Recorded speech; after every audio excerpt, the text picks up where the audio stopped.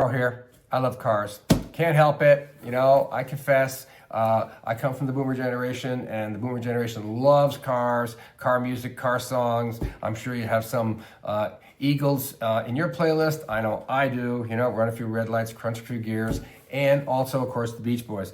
But that's the topic for another day. Let's talk about the 76 million boomers that are driving up the antique car market. Now, this is one of these toys in retirement that I want to talk about that if you're retired and you love cars, I will tell you they're probably the last of the generation of people who really want to go out and buy something that they couldn't afford when they were 16, right? And so a lot of us at 16 years old would see those Corvettes and Thunderbirds and these beautiful cars going by, and we never dreamed that we could own one of these things. And then all of a sudden we were 66 years old and you go, wow, I have a few bucks. So let's talk about this. I have a 5-point checklist about acquiring an old car in retirement. By the way, you don't need to be a super mechanic. I'm very fortunate. I'm the little brother of an engineer who's a car engineer. My brother and I had the great pleasure of working on cars in the garage. We've replaced engines on cars. We've done all that. If you're not handy, don't worry about it. The infrastructure is there. It just costs more money, right? But the good news is, with the 76,000 boomers that are out there, there's going to be a lot of people passing away whose children don't want these cars. Now, if you follow the market, and I'm going to tell you how to do it, and you have a couple of favorites, I'll give you the rundown. Currently, right now, like a 66 Mustang, let's use that because that's one of the famous years of cars, is about $35,000. A Corvette's about $62,000. If you loved English cars, you want to buy a little MG or an Austin Healey, it would be about $45,000. And by the way, if you happen to be have a smaller budget or you have a fleet of these things, I will tell you that a little Bug-Eye Sprite you can acquire for a fun car in retirement for about $20,000.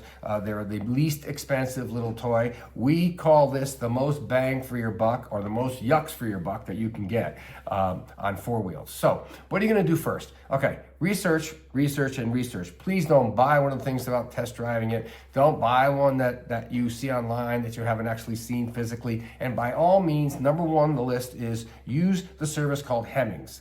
Now, Blue Book is one way to find car values, but Hemmings is the definitive Bible on older cars. Hemmings. Hemmings. Look it up on Hemmings and see if the numbers are within the realm. Now, a lot of cars are being traded, and if you follow Barrett's auction, right, you'll see them online at grossly inflated prices. It's the big bucks. It's the millionaires that are swapping, $500,000 toy cars. That's not the market I'm talking about, by the way. Those folks don't need our help. They're not listening to Smart Financial. But if you happen to be in that area in your retirement and you've got, 25 or 50,000, you want to have a toy, by all means, it will add a lot of joy if you can go to antique car meets. I know my wife and I do it all the time. We are victims of this disease, and we have a few of these cars together. So the number one name is Hemmings. The number two name is going to be Hagerty. Hagerty is an insurance company that insures older cars that are true antiques that are only driven a few thousand miles a year. So if you get the urge, and I will tell you, I understand the urge 100%. This is not going to be a budget buster. For a lot of people who tell you to scrimp in retirement, you're not going to hear that from me. If you can go out and spend $30,000 or $40,000 on something you always wanted to have when you were 16 years old, right, and it fits into your budget, right, it's going to be a lot of fun for the money. Now, third rule, don't finance, and don't finance. If you cannot afford to buy a toy in retirement in cash, you shouldn't buy it. Okay, so I'm going to give you a little bit of advice on this, and certainly if you go to Smart Financial and download the 5-point list on getting into the old car area, right, you'll be able to get little helpful hints.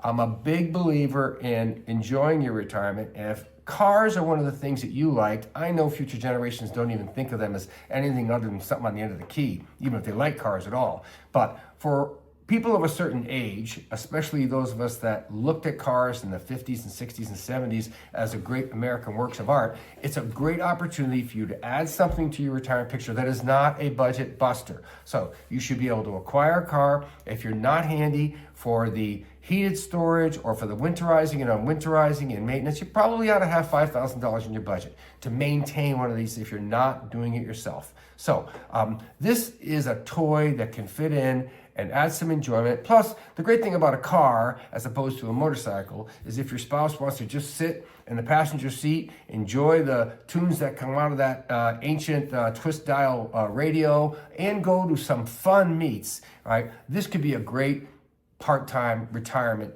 play game. So this is Paul Mauro, and I'm here at Smart Financial, and I will see you next time, and we'll talk about a little bigger retirement toy.